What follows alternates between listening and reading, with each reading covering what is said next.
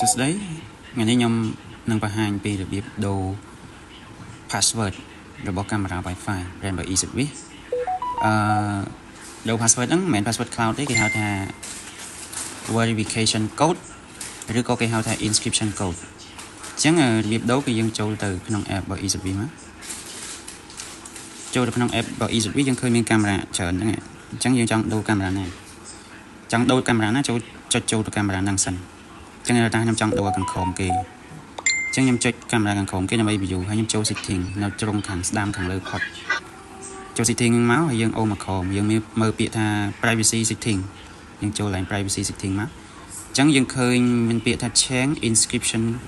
password កន្លែងហ្នឹងឯងគេហៅដូរ password verification code ហ្នឹងឬក៏គេហៅថា inscription password ហ្នឹងចឹងយើងចុចកន្លែងហ្នឹងមកចុចមកហើយយើងចុច edit មក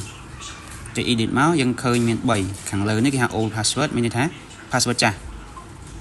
ហ្នឹង password នៅណា password នៅលើគូតកាមេរ៉ាអញ្ចឹង password នៅលើគូតកាមេរ៉ាកន្លែងហ្នឹងគឺយើងចុចវាយ password ហ្នឹងមកហើយបន្ទាប់មក new password នេះយើងត្រូវវាយបញ្ចូល2ដងវាយ password ណាដែលពុកម៉ែបងប្អូនគាត់ចង់ប្រើចង់ដាក់ងាយស្រួលចាំសម្រាប់ពុកម៉ែបងប្អូនអញ្ចឹងណាអញ្ចឹងយើងវាយបញ្ចូល2ដងមកខាងលើដែល new password វាមានកន្លង2វាមាន create password ហើយនឹង retype your password អញ្ចឹងយើងវាយ2ដងមកពេលដែលវាយហើយយើងចុចពាក្យ help modify ចុច help modify មកគឺ password ហ្នឹងគឺយើងដូរបានជោគជ័យហើយអញ្ចឹងនេះគឺជារបៀបដូរ password verification code ឬក៏ហៅថា inscription code គឺមានតែប៉ុណ្្នឹងទេអរគុណ